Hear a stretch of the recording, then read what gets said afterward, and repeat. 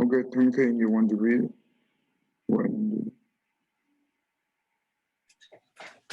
Yeah. Namo Fundamental Teacher Sakyamuni Buddha.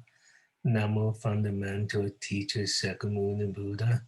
Namo Fundamental Teacher Sakyamuni Buddha.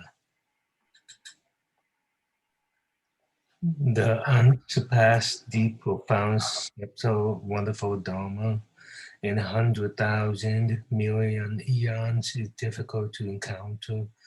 Now thus I come to receive and hold it within my sight and hearing. I vow to fathom the thus come one truth and actual meaning. So last time we learned about, this is where we are, right? So basically we already learned to, the 12 links, we know that there are two paths, right? This is the normal path that we stuck in the death and rebirth cycle for a long time. That means we go with the flow, dependent arising in the direction of the death and rebirth. And this is the opposite, right? So that is how we emancipation, and we also learn about the power of the karma that creates the Buddhist cosmology. And then that means the consciousness and the power of karma create this one. And we also learn about this as well. Last time we learned about this, right? That's the one we say that a lot of people they uphold the view or like the past life karma, right? And that means in this life, when they do bad things, they just say that, okay, that's due to my past life karma, therefore I do that. And also the God's will. So that happened too. We just say that whatever we do right now, even we do bad things, that is God's will. And that's not what the God will want to do, okay? And that happened without reason, right? So this is the thing that we already covered. So,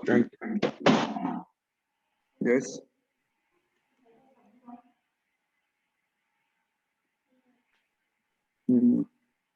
Oh, no big people. Oh, đấy chứ.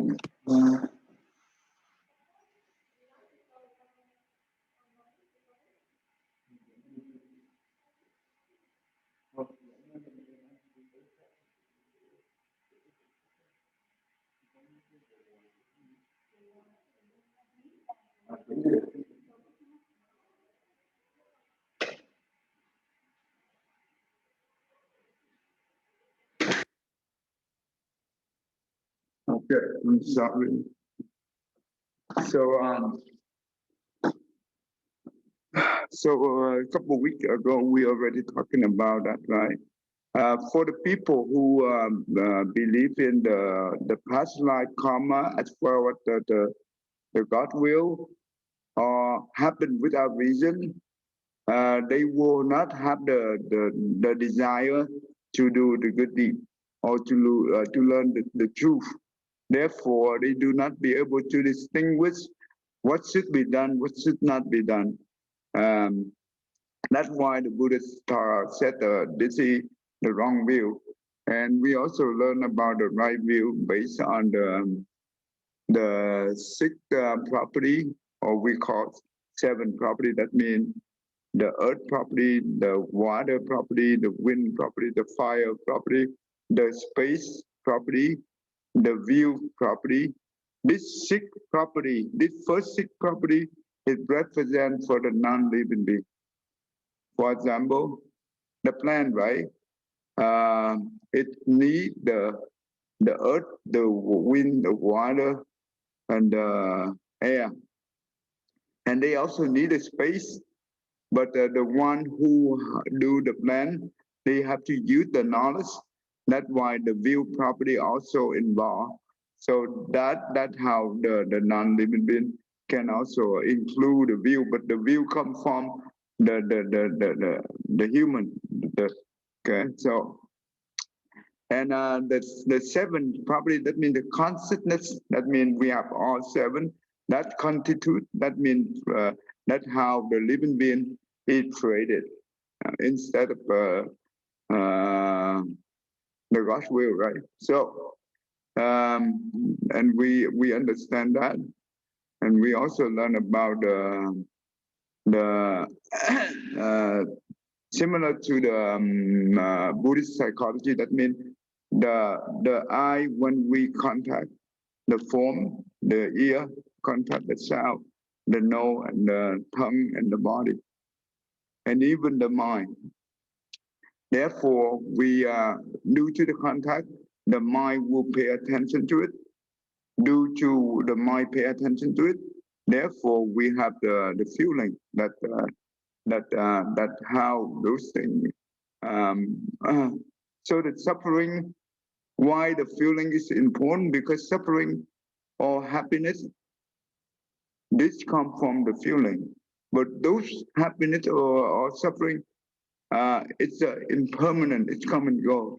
But doesn't matter what kind of feeling we hold, it will be suffering. Okay, regardless, happy or suffer or suffering feeling, happy or suffer feeling, they always come with suffering. Yeah. So now we will go ahead and go into this. So we will see. So this structure here gives us the right view instead of, and we also at the same time we recognize the wrong view. Therefore, we know what, and we also recognize the right view. Therefore, that's how we build the wisdom. So far, does that make sense to you, Tammy? Yes. Good. So this is very important. Without learning this, we have no idea how to recognize how to distinguish between wrong and right view. Okay, so that's why in the Eightfold Path, right, right view, right intention, or right contemplation, with the same meaning with the right intention. That two make the wisdom. The combination of the two, what we call wisdom. Okay, and right speech. Did you get it? Oh, good, good. Okay, thank you. Okay. So and right speech, right action, right livelihood, right efforts, right mindfulness, and right concentration.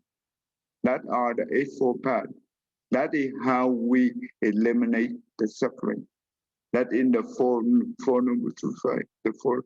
That is the number 4 noble truth, and that is the path leads us to end all the suffering. And one be able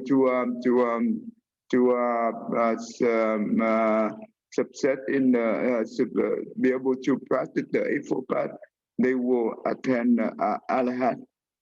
The ultimate state of the Holy One is the Arhat. That's the one who end all the suffering and who escape, who be able to end death and rebirth cycle. That's what you know. Yeah. And those is just the basic teaching.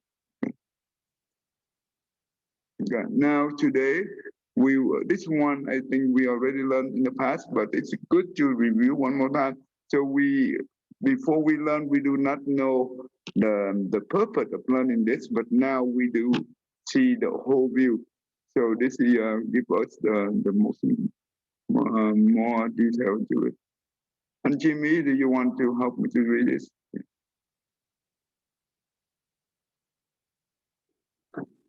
Jimmy?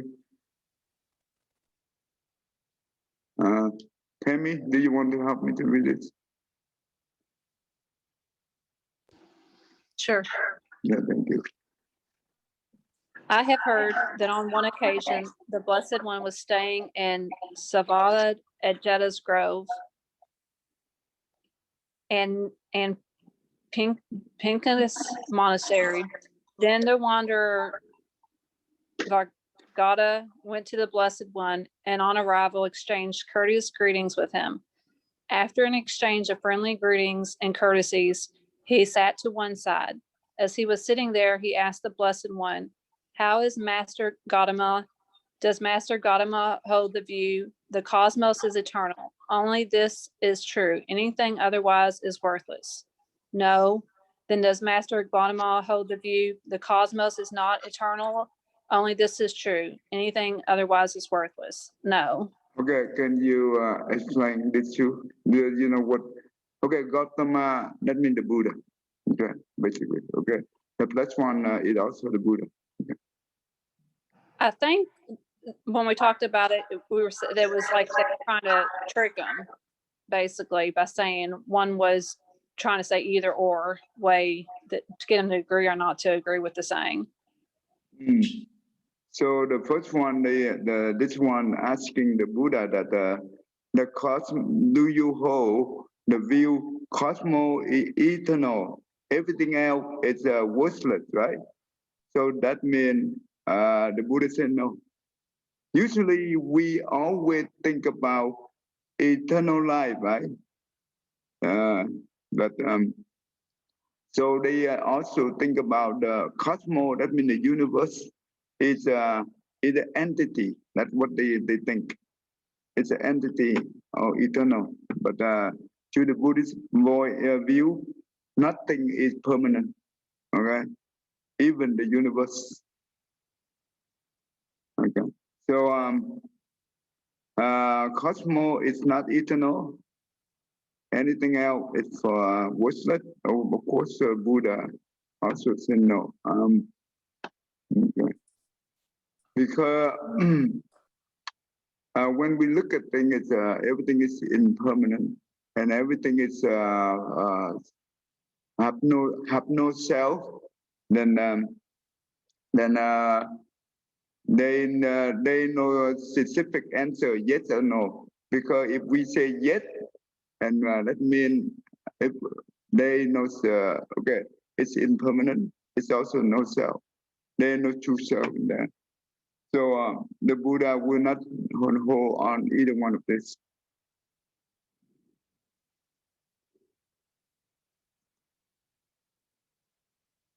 Oh, okay.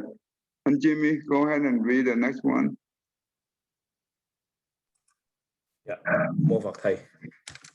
Then does Master Gautama hold the view the cosmos is finite? Only this is true. Anything otherwise is worthless. No. Then does Master Gautama hold the view the cosmos is infinite? Only this is true. Anything otherwise is worthless. No.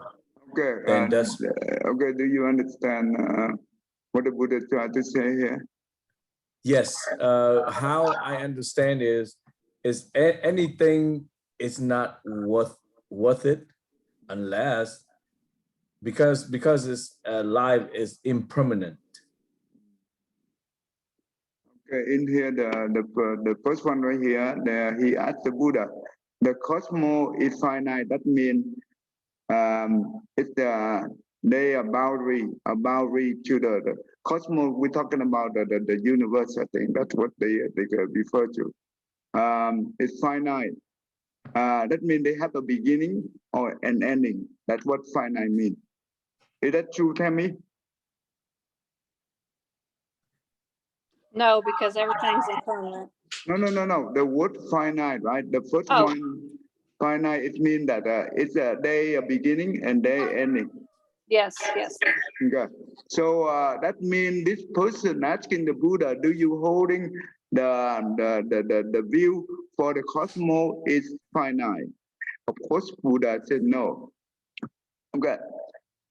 You remember we're talking about in the cosmology, Buddhist cosmology, we're talking about the form and the formless realm, right? In the form, we have 4 states of meditation, and they are so They and also in the formless, right? They have 4 state of samadhi. Let me see. Không vô biên sự. Okay, when they contemplate on the space, they start from the space from the room, right? When they contemplate the space within the room, and later on they can expand it. They contemplate on the space within the house and expand the space. They contemplate on the space of within the village, and they expand it. They contemplate on the space within the city and within the country and within the world and within the universe. So they start from finite until they contemplate and they cannot be able to see the boundary. That's what they call infinite. Finite, okay, the second one is the Gautama hold the view of the cosmos infinite. That means infinity, right? That means no boundary. The universe have no boundary. You know what? Even the one who practice the meditation and have a deep concentration, we're talking about a samadhi, that means very deep concentration. They also, due to their contemplation, they start from the finite to infinite. When they do that, what determines finite and infinite in this case? Cô Hoàng Lý, what do you think?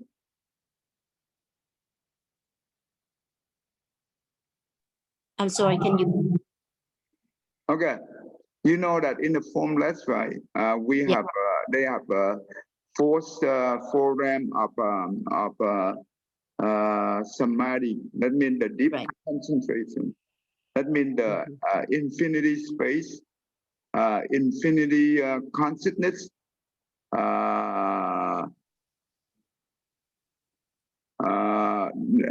The need of infinity of space and consciousness and so on and so on. And the question here is, which one determines finite or infinite?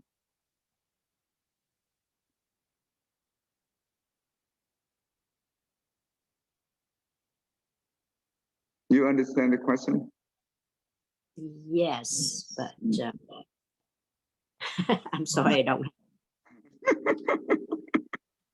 Is it the form, like when you enter into the meditation, when you're first entering into the meditation, it's you know, you're living in a world, so you have the form, and then you go deeper into the infinite, then you go into the formless. Into the formless, that means they become the infinite, right? Yes. But that well, you start out very good. So what is the key word in here? What is the one that determines it's finite, it's infinite? I'm guessing the mind, your mind. Yeah, the consciousness, right? Yes. The mind, of course. And you know what? When they use that kind of mind contemplate, mind is illusion, right? Yes. It's illusion. Then doesn't matter, it's finite or infinite. So if they ask the Buddha, do you hold a view of finite or infinite? Neither of this is true, because that it comes from the mind of illusion. Does that make sense to you, Cô Hoàng Lý? Yes, I do see the point now. All I'm seeing is the limit and the unlimitedness of the cosmos. I just look at the actual question, and Buddha answered neither. You know, he said no to every. So whether it has a limit or it has no limit. There's a contrast view on cosmos, and the question is yes or no, and he always answered no, and I focus on that, but I didn't see what you mean by looking at the consciousness. That's good. That's right. Yeah. Remember, yet from the Alaya consciousness, right? We have both the Buddha nature, that means the pure nature, and also the consciousness, right? That means when we're talking about the consciousness, it means the false thought. It's not the true thought. Right. Why from the Buddha nature? That means all beings have Buddha nature. That means at the beginning, everyone have that pure nature. But why do we still not be able to use it at the beginning? Well, what can we answer this? How do we answer this? Tell me. Because of our, I would say because of our impurities within the karma and the consciousness that we're born with. Well, the Buddha said that every being, right? That means the Buddha and the living being have the same nature. They're no different. That means we have the pure nature just like the Buddha. That means the Dhamma body. Okay. When the Buddha attend the Buddha, he have the Buddha have the Dhamma body, but for the living being like us, we have Buddha nature. They both equal. They're no different. But why don't we just use well, at the beginning, well, other people will ask, well, if we have the Buddha nature at the beginning, why don't we just stick with it? But how come we are not just like the Buddha? Is it because the ego and the mind get in the way? Well, so, remember the traveling, right? The first one is ignorant, right? Due to the ignorant at the beginning. The single thought of ignorance, that's how we arrive all kind of distinguish. Does that make sense? Yes, I see what you mean. Yes. Yeah, this is important. Therefore, that's why the suffering comes first. It's just like the cloud, they cover the sun, right? Okay, anyway. So the consciousness is just the illusion. That means it's come and go. Therefore, when the consciousness, if we using the consciousness to contemplate, the cosmos is finite or infinite, it's just the illusion. Okay. All right. Cô quản lý, you go ahead and do the next one, the body, the soul and the body. Okay. Then the Master Gautama hold of you. The soul and the body are the same. Only this is true. Anything otherwise is worthless? No. Then the Master Gautama hold of you. The soul is one thing and the body is another. Only this is true. Anything otherwise is worthless? No. Okay, can Then, you help me to understand it too? Sure, it's the same type of question on whether the soul and the body are different or the same. It's that same trend of questions. Okay, but what do they, when they say the same or different, do you know what do they mean by that? I think the different body, they trying to differentiate between the physical state versus the consciousness. Okay. What do you think about this, Jenny? I'm thinking the soul is formless and then the body is form. So it's saying the form and the formless are the same. No. And then the formless is one thing and then the form is another thing. And so no, that's not either. It's all, yeah. Okay, you answer in that way. That's okay too. That's also good. But what I think is what they want to know is if they say the soul and the body is one, that means they an entity, right? Entity. That means the physical entity. But they're not they're not, because the body is when it decays, and that means gone, right? If it's entity, that means the body will never die. The body will never decay. It will always there. but that's not the case. And in the second one, it said the body is different. If one thing, the soul in another. The soul in another is also, they're talking about the entity. The body another is also an entity. When in Buddhism, we don't use the word soul. We don't use the word soul. Do you know why, Pu Quang Ly? So soul is entirely different. Yeah, soul is different from conscious.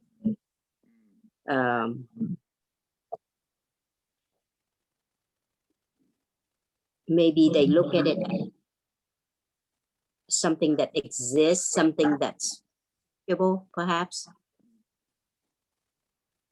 Well, when they say the soul, that means they think there is a soul, eternal soul, right? That means the soul always there. Doesn't matter. But in Buddhism, we don't use the word soul. But what do we use? What do we use? Would it be the same as the mana? No. Mana at the time when the person died, mana also gone too, right? Mana is the seven consonant. That is the emotional affliction.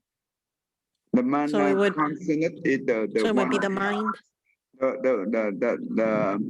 Okay. The mana consonant is the one in the middle of the mind consonant, that means the brain, and also the alaya consonant, right? Upload and download is the function of the mana. Okay. But the mana concept, now you bring up, I will explain more details so you understand more. When we still, right now, we still awake, right? We still, when we talk, when we think, we use the mind consciousness. But when we in deep sleep, or a person who in the coma state, do you think the mind consciousness working? No. No. So where the mind consciousness go then? It have to go somewhere, right? Because right now, when we're talking, the mind consonant always active. But the seven consonant is the shadow. It's the shadow. That means the background of the mind consciousness. But when we in the deep sleep or in the coma state, or when the doctor give us the anesthesia, is that how you say it? That means numb and put us into sleep when they do the surgery or whatever, right? Yeah, the anesthesia, yeah. Anesthesia. And that where the mind consciousness go, do you know where, Pu Quang Ly? I would see it still there. But where do they go? Does it attach to the alaya? Okay. I think I haven't explained to you guys this thing yet. Okay, it's good to go. I will explain. The seven consonants, they also have a function. That means that in Vietnamese we call, okay, the six consonants we call, mình gọi là ý thức, tức là the mind consonant. That is number 6. Number 7, the name is magna thức, but that means mana consonant. Also, there another name called ý căn. Ý căn, that means the mind faculty. Just like the eye faculty, the ear faculty, the tongue faculty, the nose faculty, and the body faculty. So the mana consonant also called the mind faculty. What does that mean? When the person in deep sleep or coma, the mind consonant will stay inside the mana consonant, and that's where they sleep. That's where they rest. And they're no active. Only the mana consonant. But the mana consonant is not the form because they do not have the short-term memory. Remember that. When we in the dream, right? We only, during the dream time, those things come up during the mana consciousness. And they don't hold the information. Therefore, it's hard when we wake up, it's hardly for us to remember because there is no short-term memory to retain the information. Does that make sense to you, Tammy? Yeah, yes. This is important. Therefore, sometimes the people who in the coma state, and when they wake up and you ask them, well, do you remember what happened during that time? They have no idea. Just like when we in the deep dream, right? And we have a dream, sometimes we wake up, we remember some. Only maybe we don't remember the whole thing. Very rare for a person to remember the whole thing. But the one who deep meditation, they also, the mana, the mind consonant is inside the mana consonant. But when they get out the meditation, they can be able to remember a lot of things, but not the whole thing. Because the mana consonant, they do not have the short-term memory, but the one who have if their mind is calm, the more calm mind, that means they can see things inside the mana consonant clearly than the one who do not have the calm mind. This is important, right? So when you see the people who in the coma state, and they can stay there for a long time because they cannot be able to get out by themselves because there is no short-term memory for them to communicate with us. In order to communicate with the outside world, we need to have a short-term memory. You know, just like computer, right? If no memory, you cannot boot up the computer, same thing. Yeah, you can have a good hard drive, but no RAM, nothing come up. Cô Lan, you understand it, Cô Lan?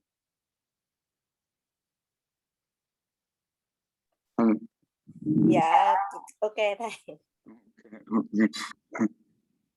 Okay. Thang Thiền, do you understand it, Thang Thiền? Yes, Thầy. I think this is very important. The function of the mana consonant, not only the upload and download. I also give you the difference between the mind consonant and the mana consonant. The mind consonant also have the ego, right?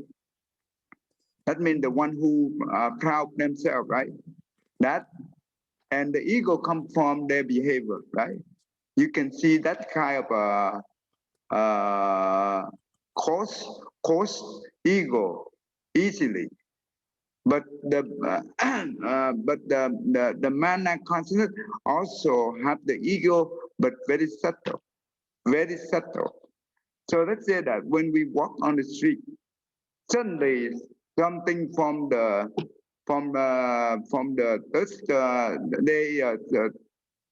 three-story building, right? On the third story, there's something drop on our head. Suddenly, we just realize there's something drop, and automatically we make a move to avoid the object drop on our head. Do you know which one make the move? The mind consonant or the mana consonant make the move to avoid the object? Tell me, do you think which one? I would guess it would be the mana consciousness because it's an automatic reaction. That's correct. That's correct. Because the mind consonant, they always think, right, before they do. That will be the timing right there. But the mana consonant, they do not have the short-term memory. Therefore, if something happens, they will happen instantly without thought. Without thought. There are no thought involved. So that is the mana consonant avoid.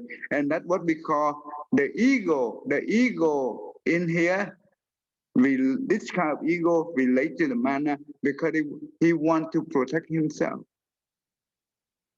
right? That happened.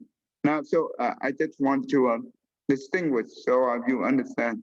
All right, the soul. When we're talking about the soul, right? When the people using the soul, they always think about they is they a real soul, a real entity, if even though it's a formless, but it's a real thing, right?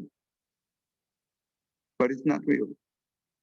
But someone can also complain, because someone can also complain. But in Buddhism, we're talking about the alaya constantly. That's the same thing with the soul. It's also formless. How do we explain the difference between the soul and the alaya constant? For one, do you know the difference? Well, the alaya consciousness is really something that's stored there, and it comes back when the condition is right. The soul, the way it's understood that it's formless, but it's may not have the same capability as the alaya consciousness. Well, if we say that, they also say the same thing too. The soul can do that too, right? Don't you think? Whatever we say, they say the same thing. Yeah, they can do the same thing. But the only difference is, but when the people using the soul, but they don't actually understand what is the meaning of the soul, because there is no explanation in any scripture. But in Alaya consonant, the Buddha give a very clear description. Very clear description. Not only the Alaya, but the whole 8 consonant, how it functions in detail. So we have learned so far. And Alaya consonant is just the forethought, nothing else. Right? It's come and go.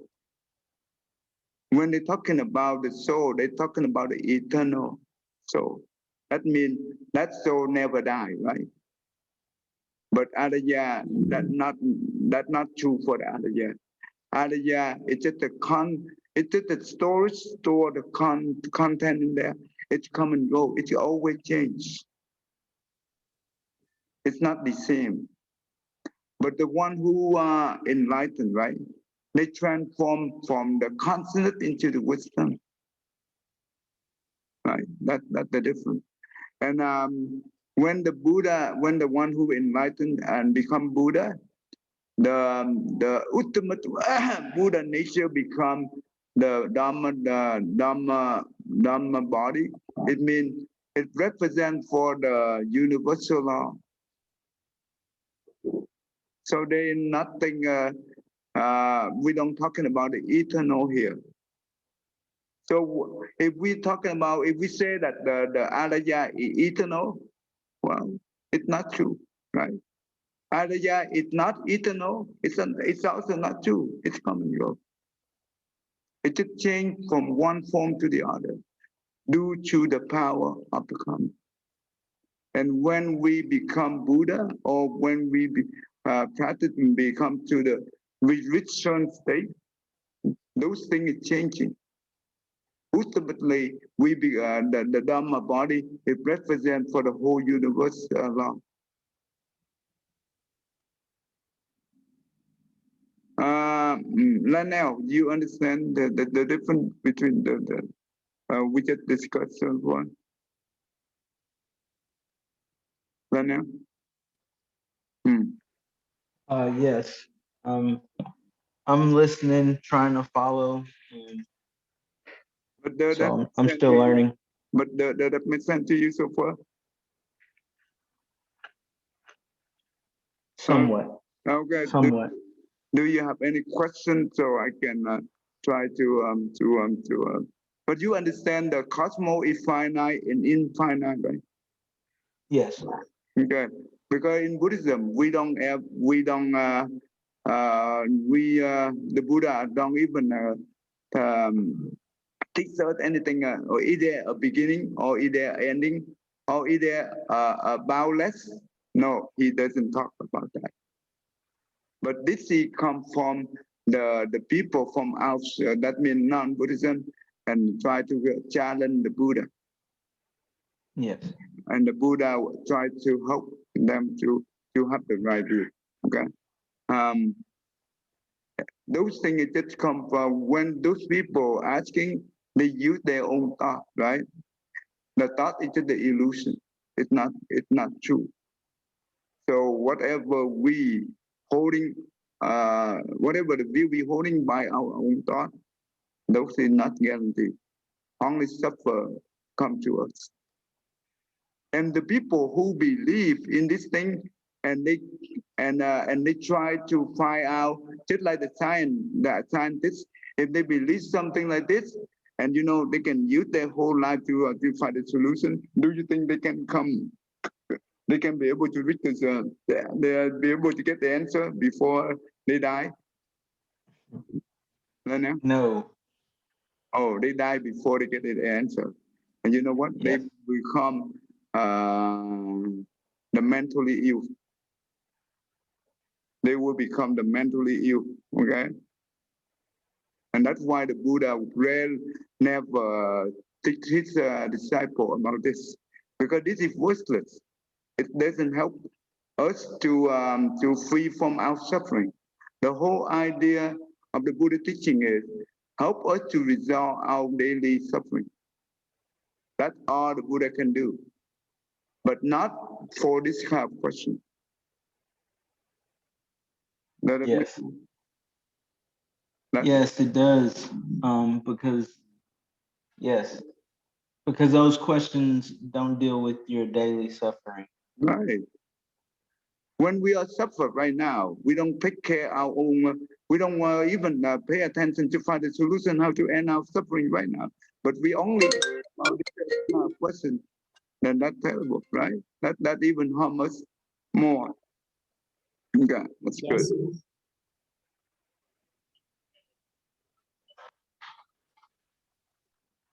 Okay, all right. All right. Now, you want to read the next one for me? The Master Gautama hold the view. After death of Tathagata, The Tathagata exists, only this is true. Anything otherwise is worthless. No. Then does Master Gautama hold the view? After death, a Tathagata does not exist. Only this is true. Anything otherwise is worthless. No. Okay, do you know what it Tathagata means? No. Tathagata, that means the Buddha. That is another name for the Buddha. Okay.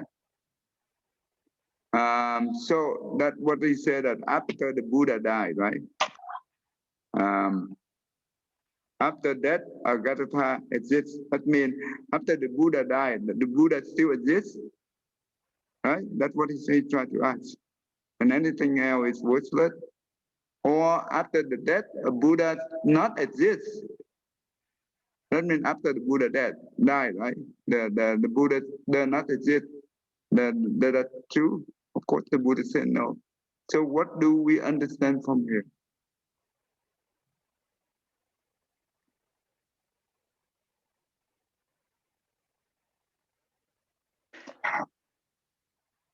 That both of those views are extreme views. That it's not that they don't always exist, or they don't exist after death. They're both extreme views. Tammy and Jimmy, what do you think? Jimmy? I think they did it tough, but go on, Lee, what do you think about this? I think this is the same way of challenging the Buddha again on even Buddha himself asking about whether he still exists and not existing. after death. I think it's just another, another way of challenging him. But how do we be able to explain to this wonder?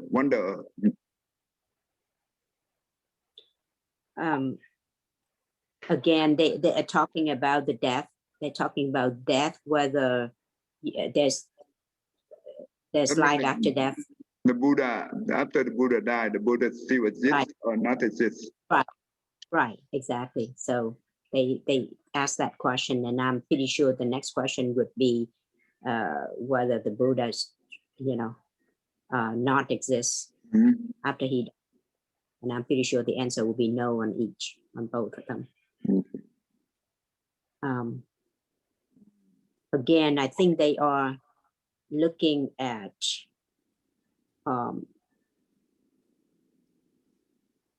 not only the physical state, they are looking at in the view of something that's eternal.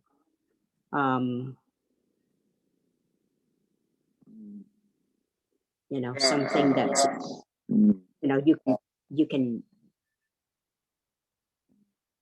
I don't. It's not easy to answer, but let me try. Let me try my best to explain to you. Without learning the consonant only, then this kind of question is very tough to answer. But because we have some knowledge about the consonant only, that we learned been through all the 8 consonants and so on, this answer could be possible. But even though the Buddha know the answer, he will not answer, because he doesn't want this guy keep going and think about that and thinking about that, and he will he only wondering all these things day after day, night after night, and doesn't help him to free from suffering. But for our discussion, so we can try to look into it and try to understand from the Buddhist view. And only within our discussion doesn't mean that this is the ultimate answer. No, we don't have that wisdom, right? But what we can think about is the Buddha. Every Buddha have 3 Dharma, have 3 bodies, right? The Dharma body, that means represent for the whole universe law. That's what. That's why every Buddha. That means the Buddha always know everything in the universe. Nothing in the universe that the Buddha does not know. Okay.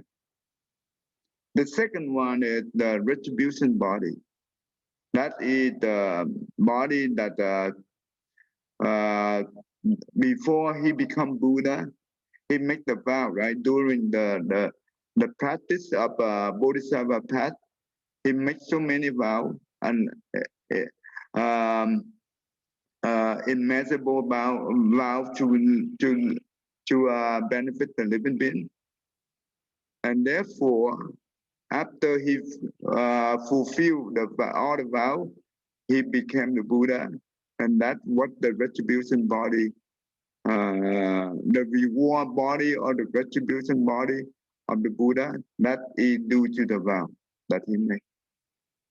And also, due to the vow, each Buddha have a different retribution body, but they have the same Dhamma body, but they also have a different, the transformation body. The transformation body also rely on the vow, right? So the transformation body is the mean to help the living being from one place to the other. At the same time, the Buddha can have a million or even a billion transformation body throughout the 10 directions, depend on the vow of the Buddha. They can be able to do that. They can be able to liberate the living being from many different world systems throughout the 10 directions at the same time. Okay. So in this thing here, the Buddha, after the Buddha died, the Buddha still exists or not exist, it's not applicable. The Buddha come and go based on the need of the sentiment. That's why the Sakyamuni Buddha, that is the transformation body, and he appeared in this world 20 more than 2,500 years ago, and he only been in this world for 80 years. And he, whoever have affinity with him, that means the connection with him in the past, he saved them all. And once he complete all those, he disappeared. So exist or not exist, it's not applicable to the Buddha. Does that make sense to you, Tammy? Yes, that makes sense. So so that for one, you understand, right? Yes, a lot now. Thank you very much. I do now. Now you understand so far. Yes. In Buddhism, everything is we do. It's just based on the condition they need. The Buddha will appear, and when it's done, he just disappear. It doesn't mean that he died. No, there is no such thing. In Buddhism, there's nothing die or birth, but because due to our ignorance, when we see someone pass away, we call it die, right? And when we see someone come into the world, we call the birth, right? Because we do not, due to our ignorance. But in Buddhism, it come and go with the condition arise or condition the extinction. So, okay.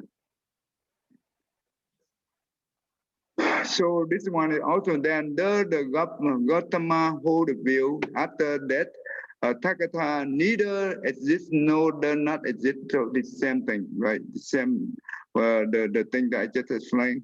This whoever raised this question because they do not understand the consonant only. That's why they ask this kind of question, and they just curious. The question, they think that the thing they're asking is they are very intelligent. They thought that they are very wise, but they are not wise. Not wise at all. They harm them more than help them. And the Buddha said, okay. Okay. Okay. Then Jenny, do you want to read this one? How is it, Gautama? How is it, Master Gautama, when Master Gautama is asked if he holds the view the cosmos is eternal? After death, Tathagata neither exists nor does not exist. Only this is true, anything otherwise is worthless. He says no.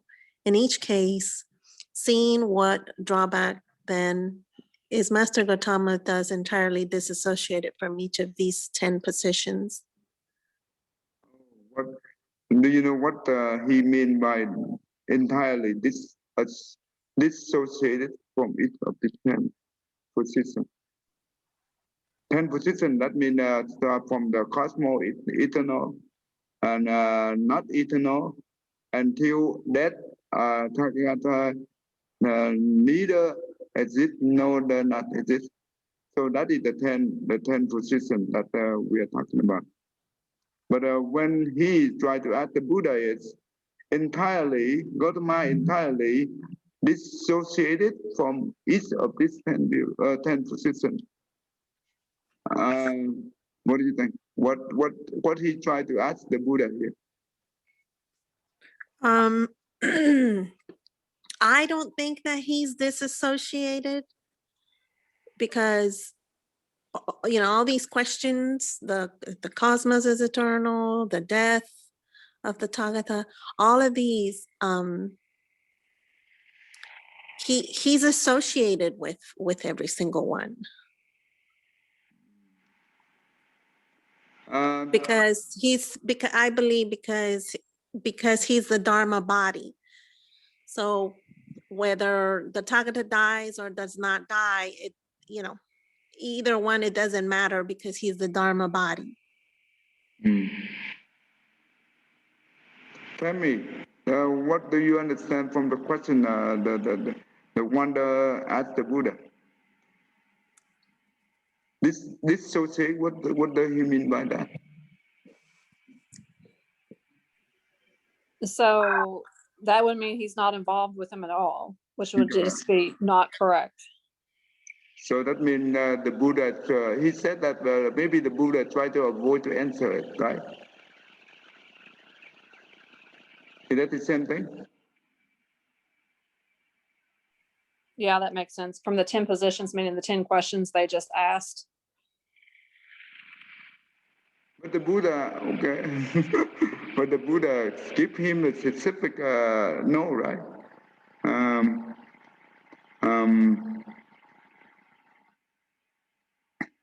Okay. Let's try to read the bottom one so we can understand. Tammy, go ahead and read. Continue on. Vaka, the position that the cosmos is eternal is a thicket of views, a wilderness of views, a contortion of views, a withering of views, a fetter of views, is accompanied by suffering, distress, despair, and fever, and it does not lead to disenchantment, dispassion, cessation, to calm, direct knowledge, full awakening, unbinding. Okay, The position. Okay, good. Stop right there. So, what do you think from this one, maybe?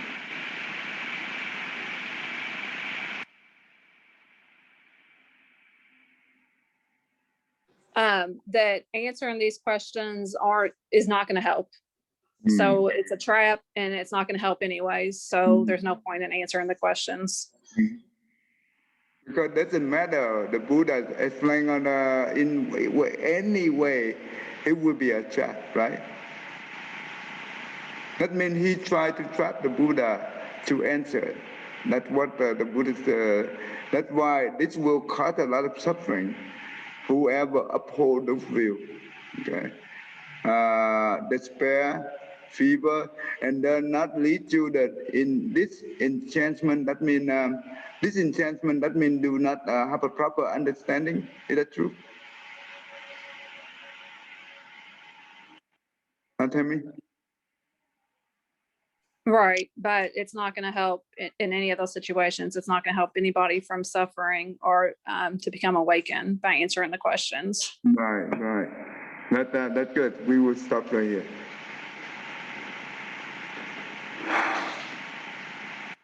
Okay, we will stop right here. That's good. Okay, we will come back next week. Okay, so hopefully this will help us, right? All right, John, go ahead and read this one for me. May every living being, or mind as one in radiant light, share the fruits of peace with heart, of goodness, luminous and bright. If people here and see how hands, heart can find and giving unity, may their minds awake to great compassion, wisdom to joy.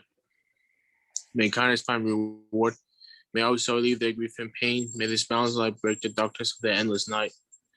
Because our heart is the one, this world of pain turned to paradise. May all become compassionate and wise. May all become compassionate and wise. Yeah, without learning this, we do not be able to distinguish all these things, right?